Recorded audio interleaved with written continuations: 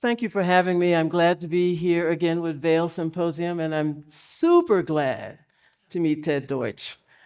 One of the things that I do every day, practically, is I cry. I start the day listening to classical music, or unfortunately, every now and then checking out the news. And because I don't do it anymore, and every day I find that I cry. It helps because it gets out those emotions that I'm feeling, but it's a statement about these times that we're in. Now, I know you were the chair of the ethics committee when you were in Congress. And one of the things you told me about that time was that you had to have Democrats, Republicans of the equal number working together to get anything done. We all want to know, how do we get things done today? Uh, well, I'm really thrilled to be here with you too, Joanne, and thanks for having me at the Vail Symposium. Um, I, I know you're asking the questions, but I'm so curious to know what it is in the music that makes you cry. Oh, Uh, uh, it's usually something sad that evokes emotion. And I'm not always crying because I'm sad, yeah, but I'm feeling more, just feeling more stuff these days.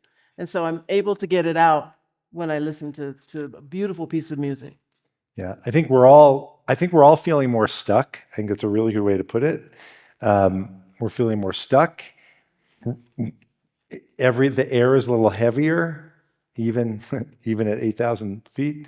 Um, the um, the challenges seem weightier, um, and I just asked the question because I listen to a lot of music, and it's often the music that reminds me of what can be. The fact that there is someone who wrote something that a group of people can get together and figure out how to work together with all of their talents focused in one direction to come up with something that beautiful.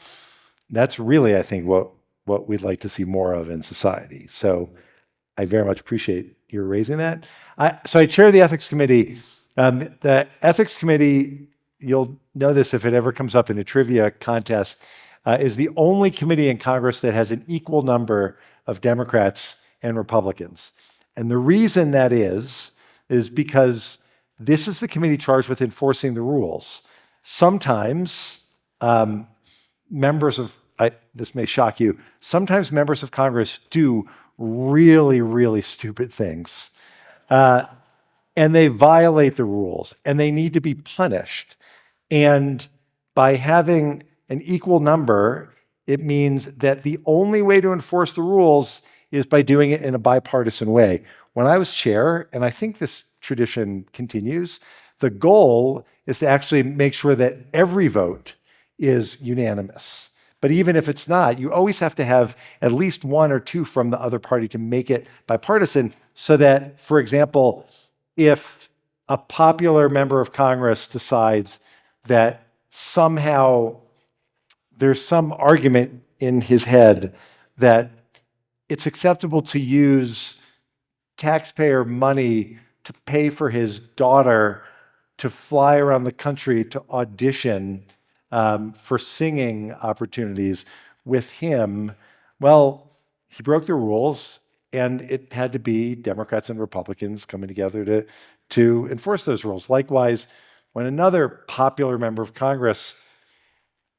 decided that it would be okay if a supporter of his just gave him offices to use across the city without any payment in return, again, something that on its face we would say you can't have members of Congress doing that. Again, it requires a bipartisan action to enforce those rules, which we did. And it's something that I always hoped would carry over into the other committees that I served on, into Congress as a whole. Sadly, it doesn't really work that way, but there have been moments in Congress when members of Congress had to come together. We're forced to come together, forced to realize that that for all of the time that they spend really trying to drum up support among their followers, there is a higher responsibility they have to their constituents, to their districts, and to the country. And it's in those moments where I think we have the best idea of how to generate that hope going forward. Are you hopeful? I'm always hopeful. When I was in Congress, I had a lot of people tell me, because I'm optimistic by nature. My father, if I could tell a quick story. Hey. So my father graduated from high school in Chicago and then enlisted in the Army. The Army sent him to Army Specialized Training Program, for any of you who had this experience in your family. And then they needed everybody to go fight the Nazis. So they took him out of college and they sent him to the Battle of the Bulge. And he sustained an injury. He took a piece of shrapnel through his helmet and earned a Purple Heart. They sent him to a field hospital. And in the field hospital, they went around to all the beds. He told the story. He loved telling the story. And the medic would go from bed to bed and say, how you doing? How you feeling today? And he said, every single guy, they would get to the bed, and the response was always the same. Doc, it hurts so much. It's not getting better. I've got to go home to my wife, to my mother, to my girlfriend, whatever it was. And every time they got to him, he said, I feel great. Send me back. I'm ready to go back. And they concluded that the shrapnel may have gone further into his brain than they thought. So they sent him to Nice for 2 weeks R&R for what he, for the rest of his life, referred to as the best vacation he's ever had. Anyway, I tell that story because that's the blood that I have. That's that same optimistic view of the world. I am always hopeful. Throughout my time in Congress, I always had friends look at me and say, it's so terrible. No one gets along. How do you put up with this? And my answer was always, well, you find ways to work together on, you find issues you can work together on, and there's always an election coming up, and in the next election, maybe people will come to realize they need to work more closely together. I left Congress in October of 2022, and now that I'm not in the middle of it, and I have the same perspective that all of you have, I'm slightly less hopeful. I'll give one more quick story that because again, it refers to the same story I just told. My last day in Congress, everyone gets to give a speech, a farewell speech. So I went to the floor and the gallery was filled with my friends, and it was really special. And I thanked everyone and talked about what an incredible experience it was, and talked about some legislation that I worked on with my Republican colleagues on behalf of a family in my district whose father and husband was the longest held hostage in American history. He was held by the Iranians. Ultimately, they determined he was killed in captivity. Awful story. We passed a law so that no family would ever have to fight the way the Levinson family did to get the government to pay attention to them. There's now an office at the White House that's focused on this. They do great work. And I told the story, and I related it back to my father and the service that he gave our country. And when I finished, they were going to go right into their regular debate on whatever the next bill was. And Chip Roy, a member of Congress from Texas, Freedom Caucus, whatever the newest name is for that group, right, came up to me afterward and said, this is my last day in Congress. He said, wow. He said, I didn't know any of that about you. That's pretty impressive. We have more in common than I thought. My last day in Congress, which I tell you on the one hand because I'm not as hopeful as I was. On the other, if there would be more opportunities where members of Congress could just get to spend time with one another and share a little bit about their life experiences, they would realize that there are definitely lots of things that they have in common, and that both of them are there because they want to do right for their community. They may have completely different approaches on how to do it, but if to the extent I hold out hope, it's for members of Congress being able to see the humanity in one another and recognize that our country needs more of them than to simply attack one another. But it seems as though there are members of Congress who will say one thing in public and then a different thing in private. What? So the question becomes, how do we get them to give us their true feelings? I mean, I'll give you an example. Congresswoman Diana DeGette is my congresswoman. She had a town hall a couple of weeks ago, and my question didn't get to her because we were running out of time. And she was talking about how she had a Republican colleague who wanted to know more about the bill she was sponsoring. She gave him all the information. He read it. He said to her, "Oh, wow, this is so cool. I really like all this stuff." But when the vote came, he voted the opposite. So, I mean, I'm baffled as to why this is happening in such force, of where they believe in one thing. And I'm not saying it's just Republicans or Democrats, but they are so consumed with holding on to power and staying there that they will do what's politically the right thing to do. Right. So when I was running the first time, I had Senator Joe Lieberman at the time said he gave me advice that I held with me the entire time I was serving. He said, listen, Joe wrote a book about public service and his commitment to public service and whatever your politics are. I mean, he was an incredibly decent man. And he said, you just have to remember going into this that there are things for you that have to be issues that you are prepared to lose an election over. Which I thought, it was interesting advice. But then I got there, and it's that little reminder of the importance of principles. And I may know the person Diana. I mean, Diana's a friend. I may know the person she's talking about. There are challenges when members of Congress are. There's a piece of legislation. You've worked really hard on it so that it can get bipartisan support. You have people on the other side of the aisle tell you, this makes sense. I can do this.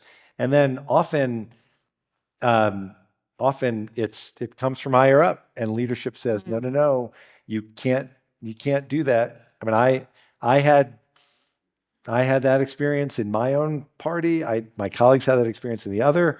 But again, you have to find, there are a million things you vote on. Some of them, it's just not worth the fight. But there are lots of issues where I had a pretty good sense the whole time I served of what was really important in my district. And even if it meant, I mean, not to get way into the politics here, but I had a lot of supporters who were furious with me 10 years ago when what was President Obama's self-described signature foreign policy achievement, the Iran nuclear deal. I had enormous respect for President Obama and for his whole team that put it together. And I spent a lot of time working on it. And I was convinced that in the short term, there was going to be gain, but long term, that it was going to provide more resources. There would be more resources to fund the kind of terror groups that Iran supported. And I voted against it. And even then, the number of people who just turned on me like that, like the not just, you know what, I appreciate that you spent time thinking about this. I appreciate that you made a decision that you think is right. I disagree with you. That was an occasion where, for me, something that happens all the time in Congress, where some people said, you know what, I used to like and respect you, and now you're a terrible human being, terrible politician. I hate you. You're not who I thought you were. I don't want anything to do with you anymore. And that's the challenge that we have. It's this sense that you can't just disagree with someone or their policies or their politics or how they come down on an issue. It's in large part driven by the polarized world we live in and social media and the rest. But it's this idea that if you take a different position, not only are you wrong, but you're evil and you're endangering the country, and our democracy is going to fall because people like you are sitting across the aisle from me. And I know, and by the way, there's no question that there are lots of people in this room who have had that feeling about one politician or another, sometimes repeatedly. And I'm not Pollyannish about this, but it's not healthy for our government and for our society. It's not helpful whatsoever.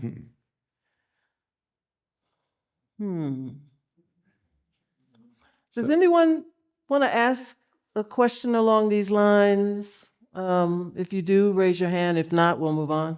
Sir? We allude to the loss of the concept of the loyal opposition. Do you think that there ever was a loyal opposition? And if there was, has it faded? And if so, why? Well, how would you define that? If it was that when there was an election, the people had spoken, and then the opposite side would recognize that and then try to work together for the betterment of everybody. Yeah. I don't know that that's how people even would define that if they were thinking about the loyal opposition anymore, which I think answers your question, no. I think, look, I should say, I absolutely believe the vast majority of people who are in politics are trying to do the right thing. You do? I do. I'm not saying, by the way. You said the vast majority. The vast majority. A significant minority is still a lot of people. There are 435 House members. Okay. And I mean, not to break it down, but there are, I mean, you have to, if you stop to think about it, there is a tremendous amount of attention paid to the most extreme members of Congress on the left and the right. Like I always joked when I was in Congress, I traveled with Ileana Ros-Lehtinen, who's my Republican colleague from Florida. When I was the chair of the Middle East Subcommittee, she was the top Republican. Then we switched. We traveled to the Middle East extensively. We co-introduced legislation regularly. And I often joke, no one's putting us on TV to sit there and say, oh, my colleague is a great member of Congress and we're really getting a lot done together. Aren't we, Ileana? Well, yes, Ted, you're a really fine man and I really appreciate your family. That's just not interesting. So we pay attention to the people who are waving their fist and who are screaming the loudest. And it's a smaller number. I mean, there are members like here there are a lot of members in Colorado, like thoughtful members who, I mean, here get a lot of attention, I would imagine, but nationally, I mean, I really hesitate singling anyone out, but I run a nonprofit that is a fiercely nonpartisan organization. So it's not a political statement at all. But Jason Crow is just a thoughtful member of Congress who's served his country, and like I don't think wants to be associated in any way with the people waving their fists and if we could do more to elevate the people who are actually trying to work together, which wouldn't be good for social media, wouldn't be good for cable TV, wouldn't be good for any of that, but would probably make us a better country. I would love to see that. Well, that's my next question is like, how much can you blame media in all its different forms for the kind of news and information that we get and see? You were, talking about some stuff that's happening online and how we don't always get to see what's really going on when you pay attention to what's going on online. So how much do you blame media? Or maybe not blame, but you can point the finger at least at media. I think there are two different. There's the big picture question of the media, and then the the specifics that flow from that. So big picture, do I blame the media? Look, MSNBC does its thing because it knows who's going to be watching every single minute of every single day. Fox News, the same. Right? Like CNN figuring it out. OAN does its thing. But everyone is going after a specific target. And if there weren't viewers, are they serving the viewers, or are the viewers getting all riled up because of them? I think it's a little of both. I don't know who's to blame.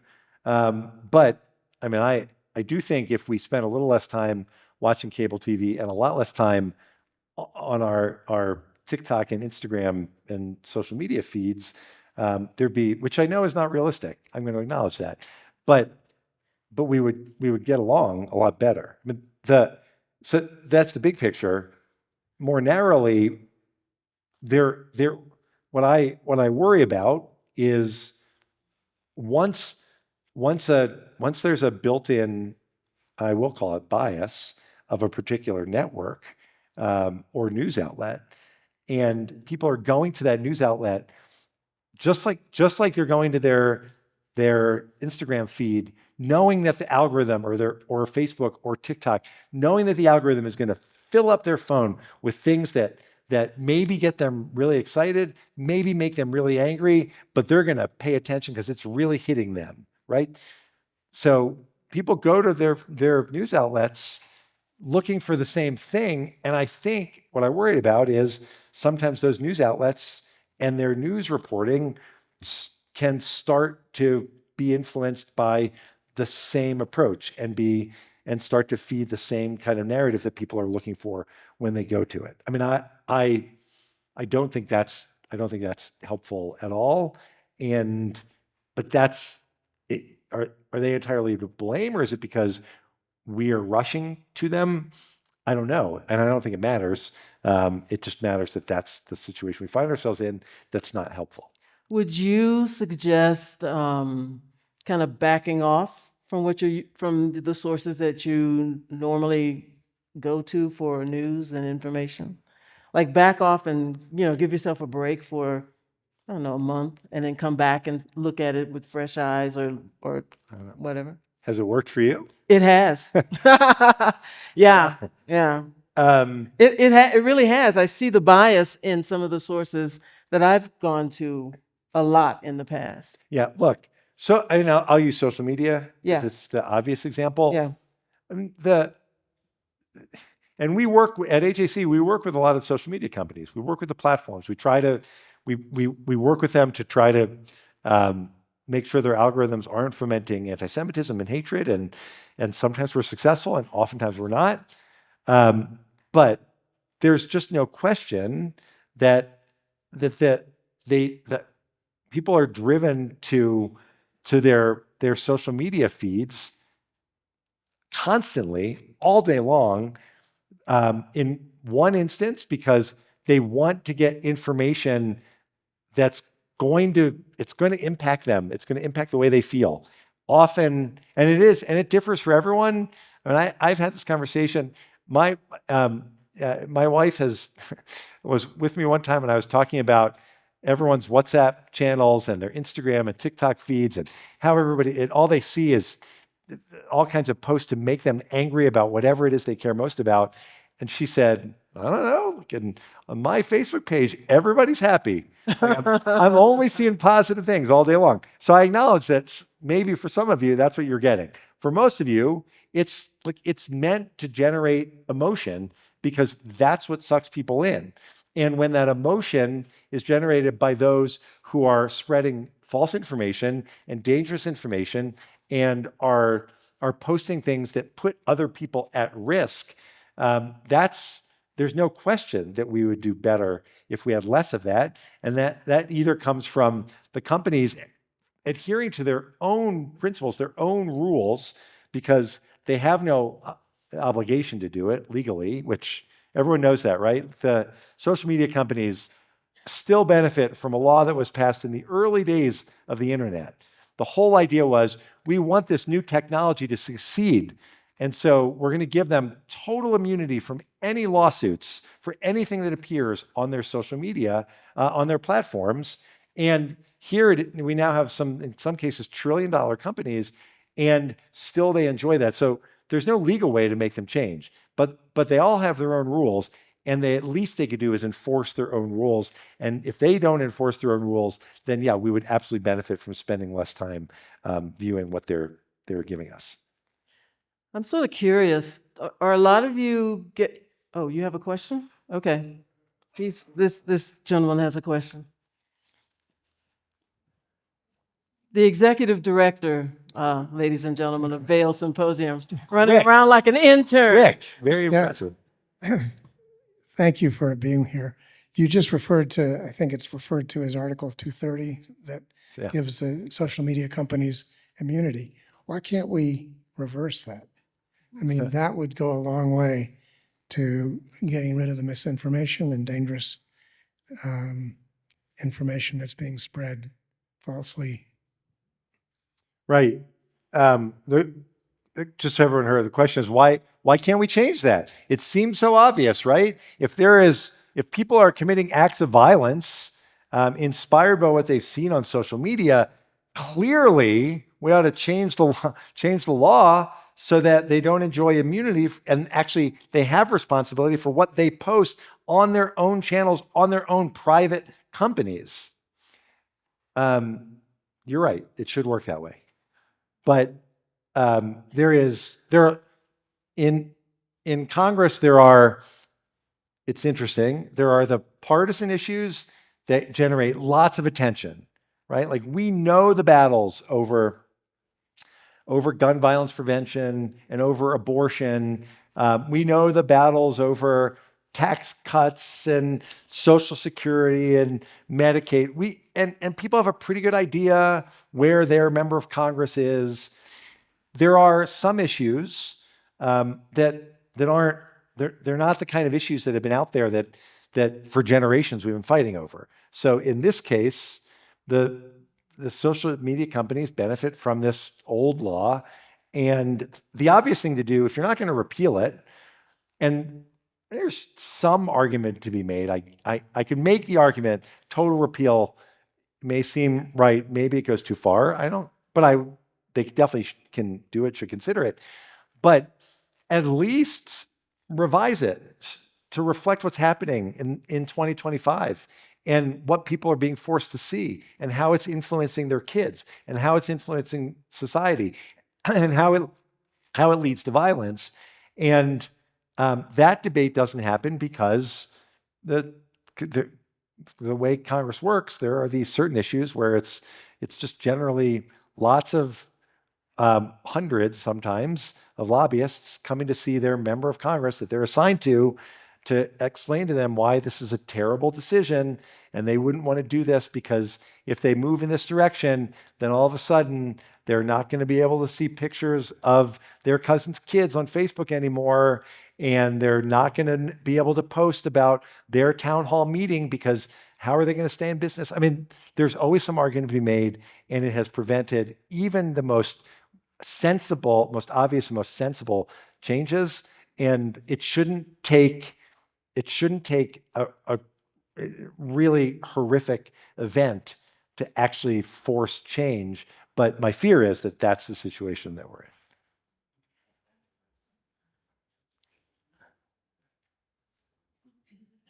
I did not hear hope in that answer. Well, it was just one answer.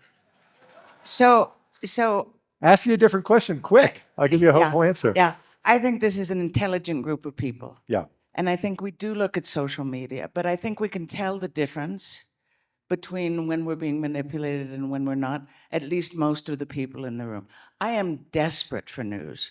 I watch Congress and I say, what the hell are they doing? They are not representing most of this nation. Give me some hope that Congress will step up and do what they were elected to do and have the gumption that it takes to represent the people in this country. And I'm not naming names, trying to be respectful of everyone in the room, but I don't like what's going on and I don't feel hopeful. And I was hoping that the two of you could teach us how to communicate better with each other so that we do talk politics, we do talk about our opinion, and we listen to each other's opinions. Okay. You got there. You gave me something to latch onto at the end. I can't, the politics of Congress and where they are, no, I don't, I don't have an easy answer for you, but I think we would go a long way toward things working differently if people were more respectful in the way they spoke to one another. If, as I said earlier, they actually spent time trying to know one another. I'm going to say something that for some of you will be appalling, but I was, because I was thinking about this story. I was walking to votes one day, and I stopped. One of my staffers was with me, and I stopped and spent about 10 minutes just chit-chatting with Jim Jordan, now the chairman of the Judiciary Committee. Right. So Jim is a I think he would acknowledge, very controversial figure. It doesn't mean, and I don't defend his politics. I was on the Judiciary Committee. I spent 12 years battling with him. But we spent time just chatting about our communities and our families. And this isn't the absolute answer, but it would start if we could have more rational conversations. That we also, I don't know how about your members out here, but we also have videos from members of Congress who did town hall meetings and got shouted down at their town hall meetings. Okay, on the one hand, great, people have a right to come out and express themselves. Ultimately, I don't think it changes the members. I know it doesn't change the member of Congress's mind. And you come out, you express yourself, he or she responds, you may disagree, then you get to the political point of going out and trying to find people to either help, find people to help reelect the person if you like them, find people to defeat them if you don't. But while they're there for the 2 years or 6 years for senators, while they're there, you have to continue to engage with them and to do it in ways that help them understand what you're feeling. Let's go on. I don't want to, I'm going to off my soapbox. Well, I was going to say, I think that one of the things you can definitely do is see the person that you're speaking with or engaging with as not as your enemy, but as another human being. I know there are probably a few doctors in the house, possibly, but they've learned to treat people for the illness that they came in for, and not to see them as this person who didn't take care of themselves and they don't, you see the other person as a human being. And if they're not going to accept your kindness in that way, then you just kind of, you move away from them. But always come at people, I think, with a feeling of caring and love, even though they're the most despicable person you might be meeting. But they're another human being. I mean, being a Black person, I was not always seen as a human being. So I know what that is like. I don't run into that very much anymore. I grew up in the South, and it was, a time when integration was just getting underway. So I knew, I felt that on the other end of being seen as less than. So if you can always muster up your humanity in speaking with someone. Can I give you one more example? No. This one, Jim Jordan. So Jim Jordan is, I'm going to go next level for everyone here. You ready? We were in the middle of a long, heated debate in judiciary, late at night, and realized that it was National Suicide Prevention Day or Week or something like that. And I went to talk to then Congressman Matt Gaetz. Ooh, another groan.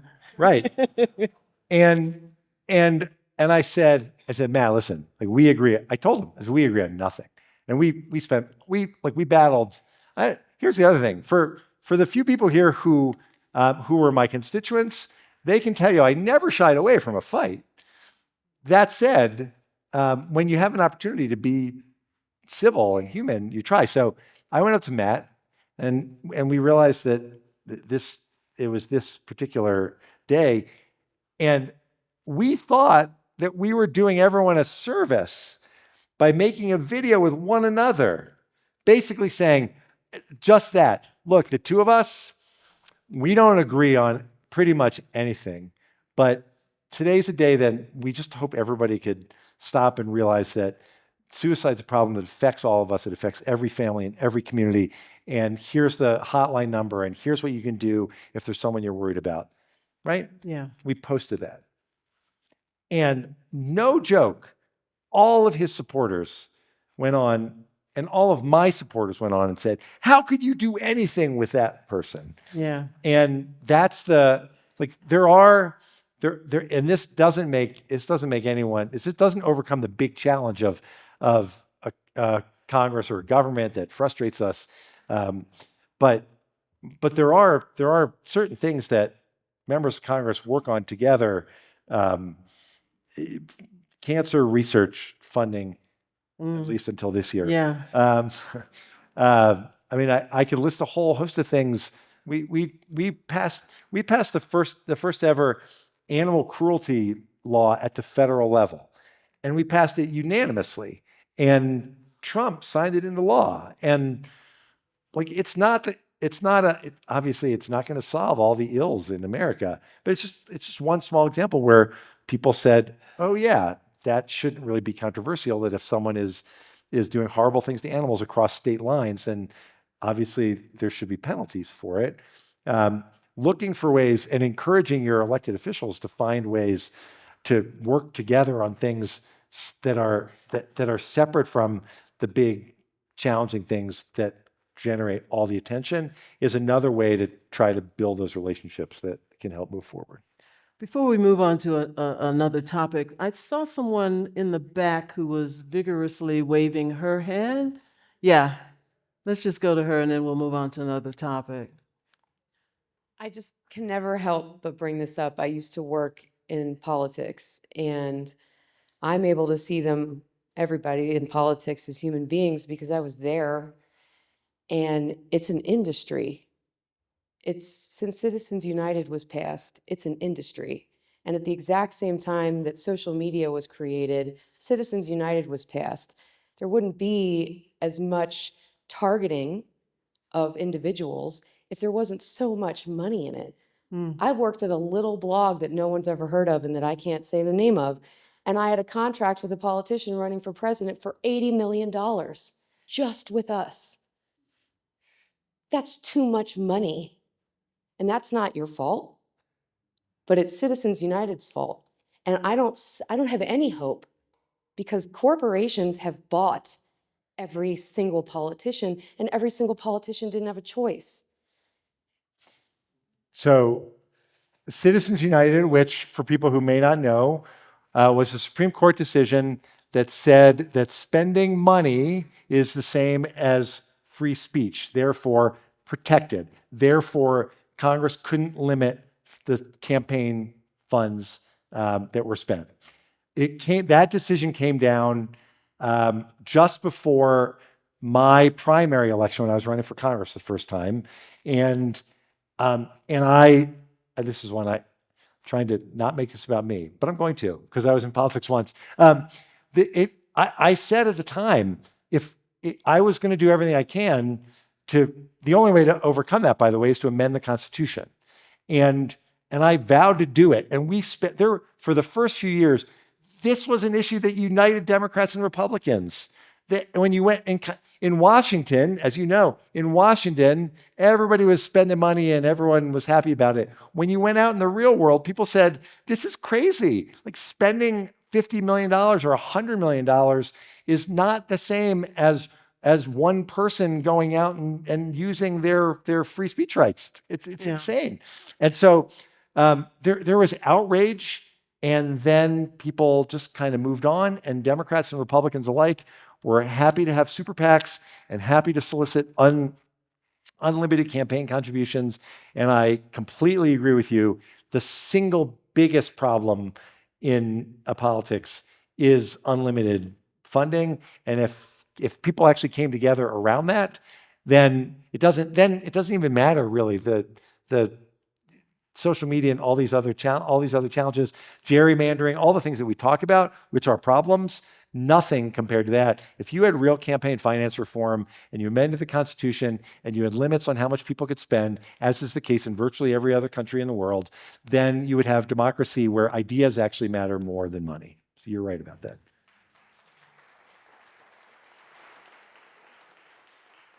Okay, one more, and then we are I going didn't think I'd ever get to give that speech again in my life. So thank you very much. So thank you very much. I think I have the solution for you on how everybody can get along in Congress. I read this a while ago. Instead of having an aisle, why don't we have mixed seating so that we have both Democrats and congressmen sitting next to each other so they can learn about each other? Okay. All right. This is not what I expected to talk about. Do you mind if I? Hey. But I'm hearing all this thinking, wow, I was kind of onto something. Here's what I tried to do.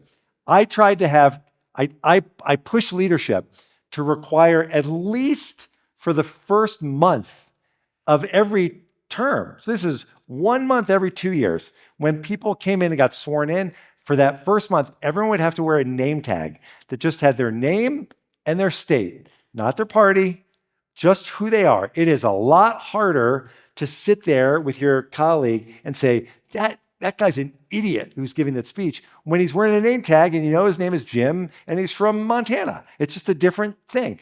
That would have helped. Also, you're right. The way members of Congress sit on the House floor, it's not just that there's an aisle and the Republicans are on one side and the Democrats are on the other.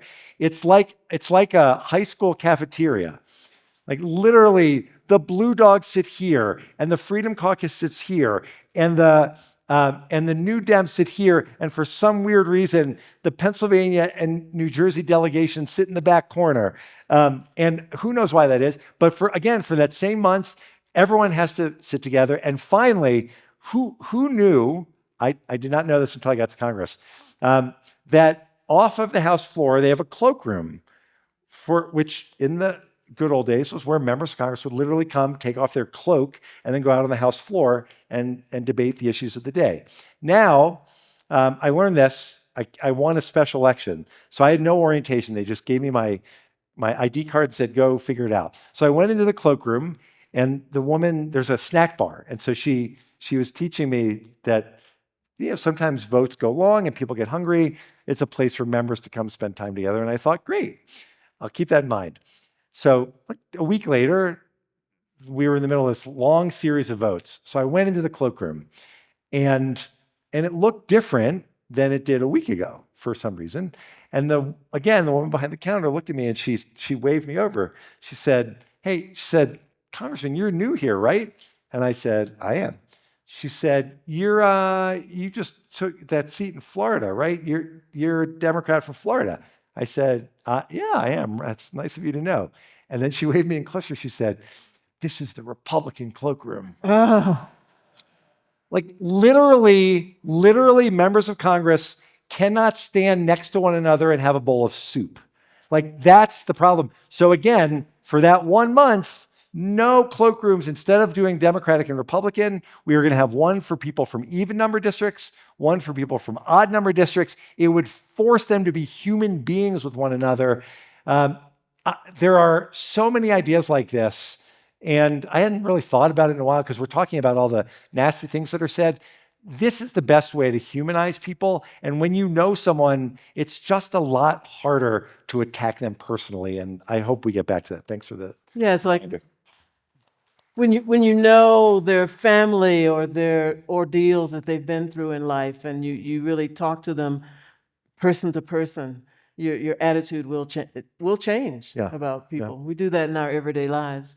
So when I was told that I was going to talk to Ted Deutch, I thought, let me go onto the AJC website.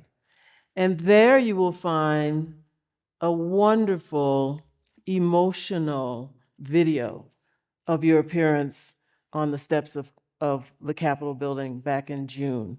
And you came up with 3 points having to do with anti-Semitism. And I was moved by that. And I'm not going to explain it to him. What did you say in that video? Well, so AJC, as I said, is a nonpartisan organization, and so I am glad to have left the really tough partisan battles behind, because everything we do now, and we're an advocacy organization, and we work with leaders to try to create a world where Jews in Israel thrive and democracy flourishes. And it's been challenging lately.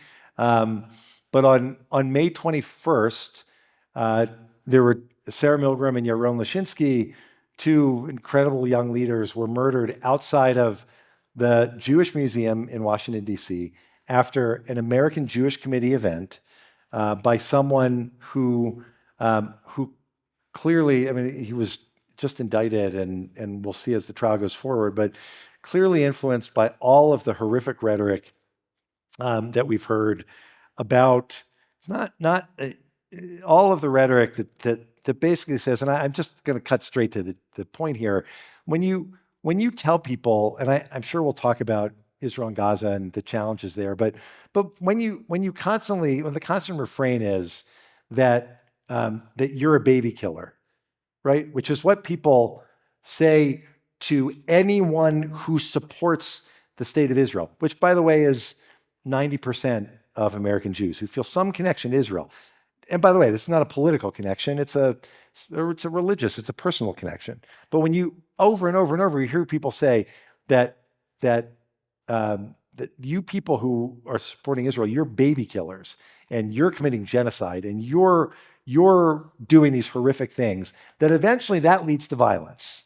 And we said that when these protests started right after October 7th, and on May 21st, after an event, this was our event that we host every year for young ambassadors. It was young diplomats from across the Washington, D.C. area. They were Jews and Muslims and Christians and Hindus. They were there to focus on humanitarian diplomacy. They came to an event about how to make things better for everyone in the Middle East by providing more humanitarian assistance to everyone. That was the event that brought people together, after which Sarah Milgram and Yaron Lashinsky were murdered. And it was obviously, it was horrible for the country. It was horrible for the Jewish community. It was really hard for AJC. Sarah was someone who was deeply involved in our work. Yaron was someone we worked with at the Israeli embassy. And so we were trying to figure out what to do. And one of the things we thought was, Congress they speak all the time on the House floor, and it's on C-SPAN. So I reached out to the speaker and encouraged him to do something on the steps of the Capitol so that the public could see it, so that it could be out in the open. And he was kind enough to invite me to speak to my former colleagues. And I don't remember all 3. I do remember one. Oh, thanks. You wrote them down for me. So the main point that I really try to make is anti-Semitism, right? The hatred of Jews. It's this ancient conspiracy theory that the anti-Semitism is anti-Semitism. You can't pick and choose which kind of hatred you're going to focus on. If you're a Democrat and you only see the anti-Semitism of those on the far right, and if you're a Republican and you only see anti-Semitism of those on the far left, then you don't really see it at all. And you're not doing anything to really stop it. And you're not doing anything to understand what the threat is. What were the other 2? Right. Well, this I alluded to. It's this idea that somehow blaming that anti-Zionism, the belief that fundamentally the Jews have no right to any part of the land. This is not a statement about what's happening now. It's this notion that somehow it's socially acceptable to say Jews have no right to live in Israel, and therefore, since they have no right to live in Israel, then every Jew, everyone who supports Israel, also to one degree or another, doesn't really have a right to, and as in the case of this killer or this guy in Boulder who set people on fire and killing one woman at a peaceful rally on behalf of the 50 hostages who have been held in captivity now for almost 700 days, that can't be socially acceptable. I also said, I remember, and this is the biggest thing we've tried to get across since that shooting. A lot of the response from members of Congress and senators and local elected officials was to say, we're so sorry about what happened outside of your event in Washington, and we're going to provide even more security for you in your synagogues and your JCs, your Jewish community centers in our community. That's how much we care about you. Thank you. I'm grateful for that. But what I tried to get people to understand that day and every day since is it is not normal in America for us being here in this space, or frankly, in any church, knowing that on Sunday mornings, the doors are wide open and everyone is welcome, and maybe there are kids playing in the yard, and the fact that on the Friday night service or Saturday morning service at the synagogue in the same town, sometimes on the same street, you have to get through, depending upon what city you're in, some combination of a checkpoint to get to the parking lot, guards standing outside, a metal detector inside, and knowing that there are also guards inside to protect people when they're praying or when they're celebrating a communal event or when they're mourning the loss of a loved one. It's just not normal for that to be the case anywhere in America. And if we're really going to confront this kind of hatred, then we have to change our way of thinking, to reflect the need to acknowledge that the go-to here is, oh, those Jews, when they gather together, they're always a target. Too bad for them, but we're going to get them lots of police to help them feel more comfortable. So I made that point, and thank you. Sure. And look, the last one,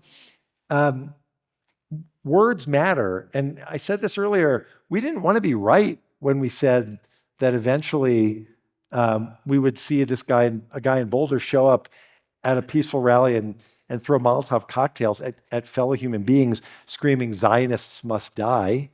But words matter and incitement matters. And when you talk constantly about globalizing the Intifada, for example, I mean, the Jewish community should be entitled, like every other community, to explain what words mean to them. And when people run around screaming to globalize what was a fundamentally violent attack against Israelis that featured, the central feature of which was people strapping suicide bombs to themselves and blowing themselves up in cafes and pizza parlors and discos and at holiday gatherings, there's a message that's being sent, and we can't tolerate that message. And we have an obligation as a society, I think, to come together to acknowledge that words can lead to violence. It's not a question of free speech. We're fundamentally committed to free speech, but it is very much the fact that when people are allowed to say things that ultimately result in violence, then all of us have a role in calling it out. How do we differentiate between the Jewish people and Netanyahu's government? Well, I mean, we know it. Joanne, but no, it's a really good question. We don't do this. We don't do this with anyone else. And I would start just by making the point. Given what China has been doing to the Uyghurs, right? There's nobody, rightly so, by the way, there's no one protesting out in front of Chinese restaurants in America like they are out in front of restaurants owned by Jews. There is, I mean, we saw the conspiracy theories about COVID that resulted in threats and violence against the Asian American community, and the greater community came together to fight Asian hate, which we should have. So in this case, you have a government that is a democratically elected government. It's also a government that, I mean, yesterday in Israel, I think it's worth pointing out, there were some estimates I saw, 500,000 people protesting this government in Israel. We're not taking sides in our elections. We don't take sides in Israeli elections, but we definitely note what's happening. And the policies of the Israeli government, of course, are ripe for criticism, just like the policies of any government. But the idea that somehow Jews who believe in Israel should face harassment and threats and violence. Imagine, if you will, Americans living abroad, right? Imagine Americans living abroad facing threats and harassment and violence on an ongoing basis, and calls for, in some cases, for violence against them because of people who can't believe the things that Donald Trump is doing as president of the United States. We would be shocked and appalled. Like, how can you hold Americans accountable for every decision made by a government that they may or may not have voted for? Well, here it's even one step removed. This isn't even a question of whether or not we voted for Bibi. We don't vote in the Israeli elections, but this is a question of whether a group of people who have a deep, long-standing connection to the state of Israel for 3,000 years, being told that because of what this government is doing, you're not welcome. Campuses is the best example. You're not welcome in any of the progressive groups, any of the progressive spaces anymore, including, I would note, ironically, the LGBTQ community, which is the hardest one for me to understand. And the fact that there are people literally from the LGBT community literally marching in support of Hamas when Hamas literally kills people because they are gay. And in Israel, the big debate is, do we have the Pride Parade in Jerusalem on Friday, or is that too close to the start of our Shabbat? Maybe we should have it on Thursday. I mean, there's a lack of understanding. There's so much that goes into this, but fundamentally, taking every decision that's made by a government in Israel and then saying that Jews around the world are responsible for every decision that government makes, it's fundamentally flawed, and it shouldn't be hard for people to understand that. Why do you think they?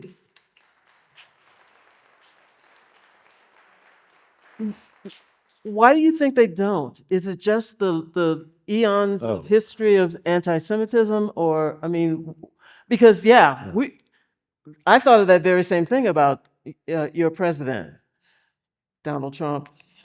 If I went overseas and everybody and they got on me about they got on you, right? I mean, I'm not asking who you voted for, but yeah, you know who I voted for. Only by that last exchange, yeah. So look, it's important to note there are people for whom the things that we're talking about seemingly started on October 7th. I mean, we had can I share what you told me backstage? Sure. So Joanne told me you grew up in Mobile, you said? I grew up in Mobile, Alabama. Right. Yeah. And didn't know that World War II, in addition to the US just fighting Germany and fighting Japan, also included Hitler's not just his effort to dominate Europe, but his effort to annihilate the entire Jewish people. Knew nothing about the Holocaust, didn't know that was even fundamentally a part of what he was doing. And I appreciate your sharing that with me. There are a lot of people who believe that somehow the anti-Semitism that we're seeing somehow started on October 7th. Yeah. And why is this? I mean, why do people do this?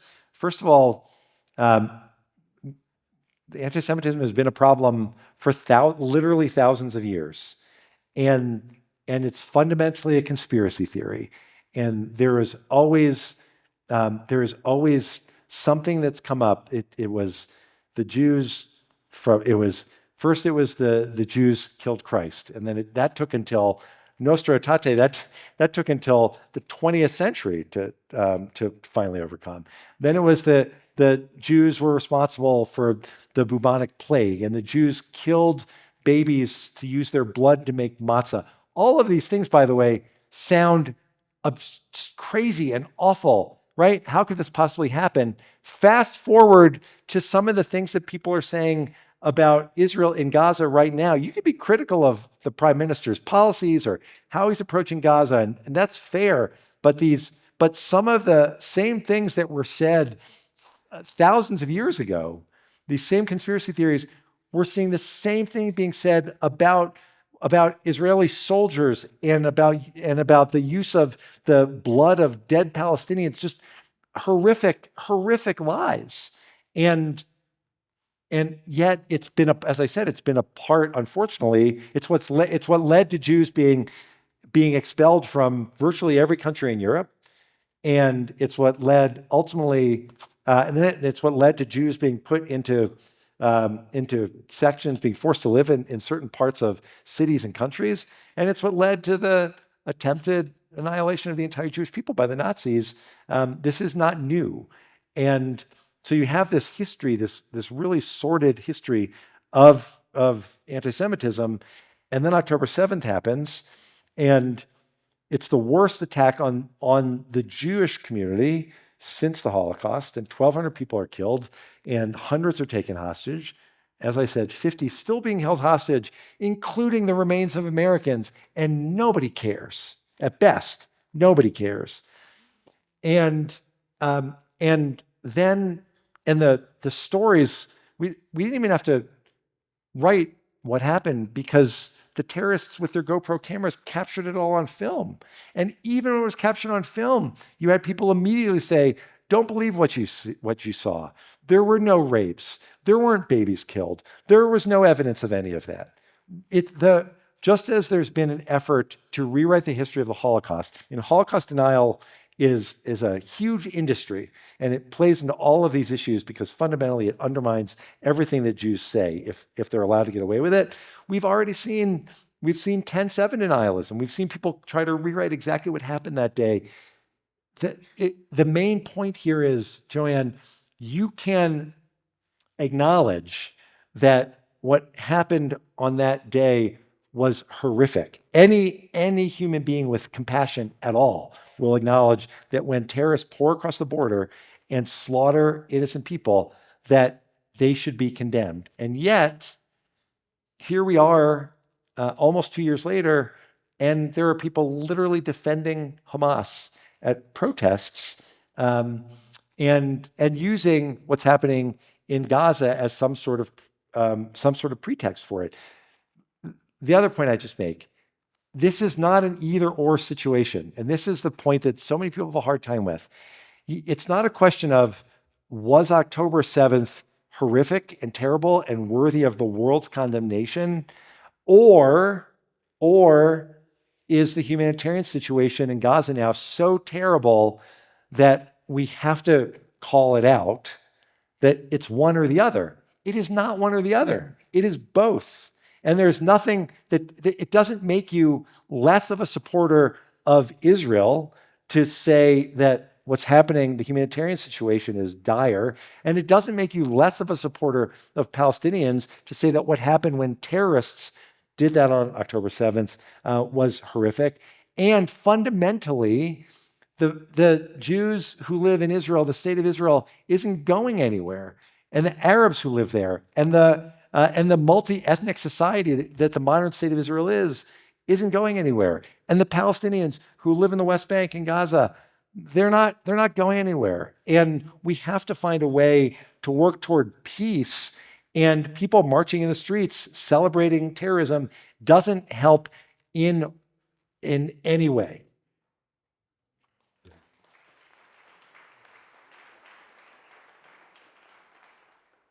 There is a question.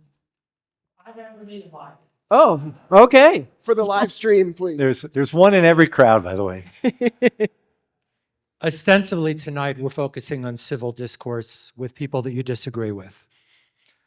How civil discourse is difficult enough if all you're disagreeing about is an opinion point. Fundamentally, what you were just talking about, Ted, is a discussion of factual basis. How can we possibly come together and work together if we can't even agree on the facts? Yeah. Yeah. Moreover, I had a conversation recently with a leader in a community on what from the river to the sea meant. And the answer I got back when I explained it was Jewish genocide was, I've heard many things about what it means, and they all seem reasonable to me. How do you move forward in a hopeful way? I'm glad you brought up that phrase because people really do misunderstand it. They don't really know what from the river to the sea actually really means. Right. So, yeah, they also often don't know which river and which sea, if we're going to be honest. Look, this is what's the goal here? Let me start with, I don't know. My goal is not to convince every person who is marching around calling for the destruction of Israel that they're wrong. My goal is to make sure that everyone else knows that they're wrong, right? That's I think the way that we approach this. And so from the river to the sea, right? The idea from the river to the sea, Palestine shall be free. Well, in between the river and the sea, as I just said, you have the state of Israel, which, by the way, was created in 1948 after a partition plan, which also created a Palestinian state, except rather than move forward with the Palestinian state, all of the Arab countries immediately attacked Israel to try to destroy it before it developed into a state, which, again, I make this point, it is factual, and still I make this point in places where people say, oh, that's just propaganda. I mean, at some point, the facts have to matter. And so Israel has been around since 1948. It is an economic powerhouse. It is, as we've seen over the past year especially, not only did it withstand multiple attacks by the Iranians, but it carried out a whole series of attacks against, again, a country in Iran that exists for the sole purpose of subjugating its own citizens so that the mullahs can remain in power, that has no women's rights, no free speech rights, does the LGBT community doesn't exist because if it did, they would be killed, and spends all of its time trying to export revolution. That's its support for terrorists all around the world. I mention that because Israel is able to carry out these significant strikes against Iran. It's got a strong military, it's got a strong economy, it contributes enormous amounts to the world, which I could spend lots of time talking about. But I will just point out, it's the one thing I always like to point out to people who don't know, and it's fair that you don't know this, that virtually every time there's any sort of natural disaster anywhere in the world, the first group on the ground is the Israelis offering support. And which I tell you, not just because I'm proud of that as someone who supports Israel, but because nobody would believe that. It's an important point to know. Anyway, Israel's not going anywhere is my point. And the Palestinians aren't going anywhere. And if there's ultimately going to be autonomy for the Palestinians, if the relationship is going to change, if after a whole series of conditions and negotiations, I mean, think about how hard it is to negotiate just getting 50 hostages back from Gaza, right? The negotiations that would lead to a different relationship between Palestinians and Israel will be hard. But it's not going to happen if the operating principle is that we're going to negotiate, but at the end of the day, from the river to the sea, there can be no Israel and no Jews.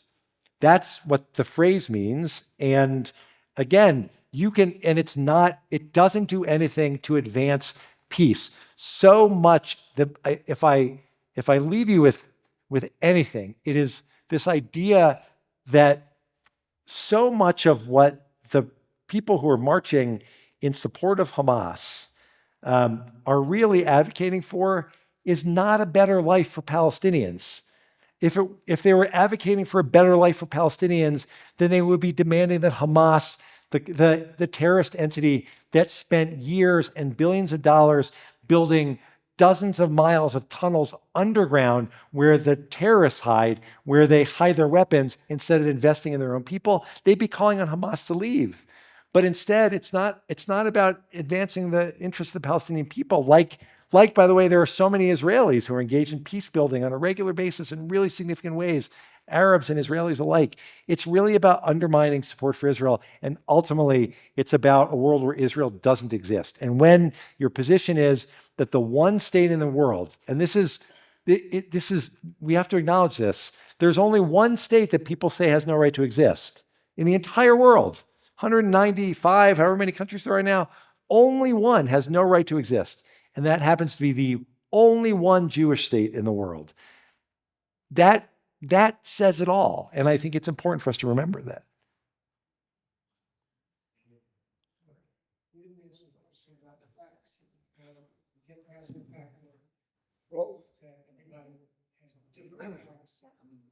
Oh, we try to educate people about the facts. That's the point. Yeah, sorry if I wasn't quite as clear, but that's what we're trying to do. Hey, I could listen to this all night long, and I really appreciate, Ted, your focus on hope, which we talked about earlier. Excuse So I me, wanna get Melanie. back to the hope. When the chair of AJC's board of governors says that, I appreciate it, but I just want to.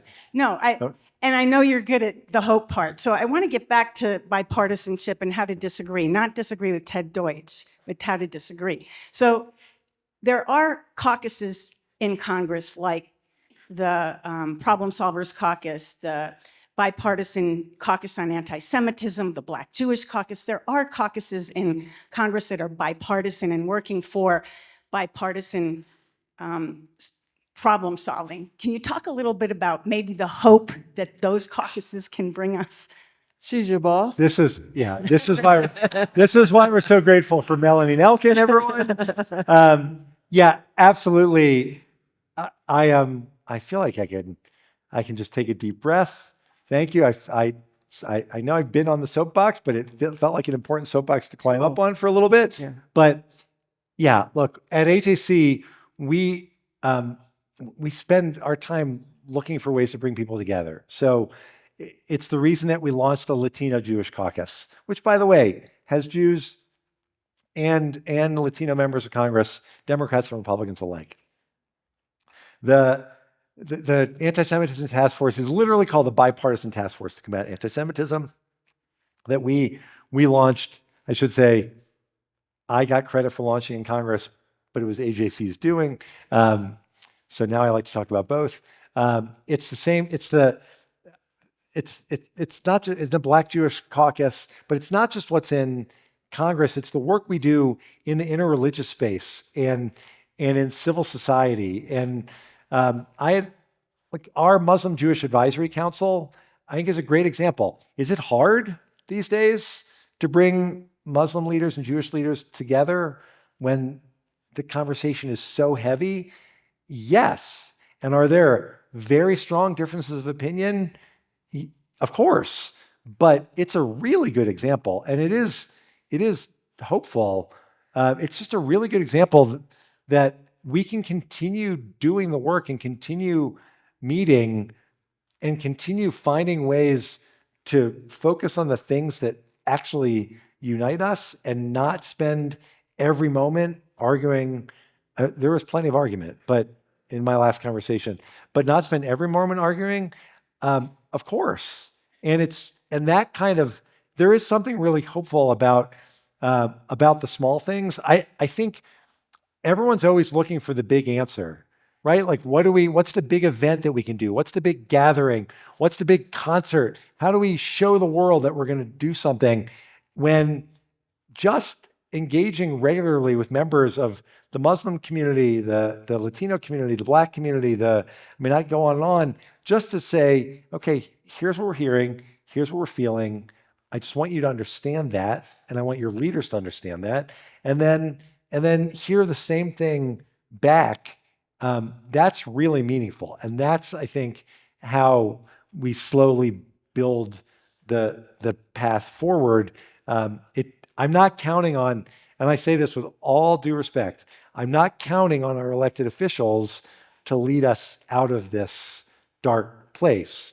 I am counting on these kind of conversations that we work really hard to create, create an environment where that kind of change happens. Shall we take Thanks, one Mel. more? The gentleman there. We're getting good at that. Afraid it's going to hurt him. First of all, thank you for speaking to us. I disagree with everything you're saying, and you're evil. I'm kidding, of course. When you use the word Who are you? evil, Go to hell. Sorry. when you use the word evil, it resonated so much with me. Decades ago, we would debate with our friends issues, and we would agree to disagree. Now, if somebody says something and you don't agree, you're evil. So you nailed it. So my question is it possible, when the President of the United States speaks with such a disrespect to so many different people, to raise the respectfulness and have an environment where debate is friendly? We can disagree, but not create this sense of evil. Is it possible, or do we need a different type of leadership? Well,